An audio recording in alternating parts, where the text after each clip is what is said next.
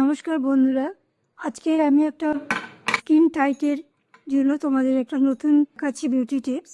এটা হচ্ছে, দেখো, একটা পাকা কলার আমি হাফ নিয়েছি, আর আমি এর সাথে 1 চামচ বেসন নিয়েছি। এই দুটোকে খুব ভালো করে মিক্স করে নিতে হবে। মিক্স করে নিয়ে এটাকে তুমি প্রত্যেক দিন যদি তুমি মুখে লাগাতে পারো, খুব ভালো করে এটাকে মিশিয়ে নেবে। তারপরে মুখে এটাকে লাগিয়ে অন্তত 10 থেকে 15 মিনিট তুমি রাখবে। রাখার পরে দেখবে এরপরে এটাকে হালকা গরম জলে মুখটা ধুয়ে ফেললে স্কিনটা খুব পরিষ্কার লাগবে। এবং 7 দিন কন্টিনিউ যদি লাগাতে পারো তবে এতে দেখবে স্কিনে গ্লো আসবে।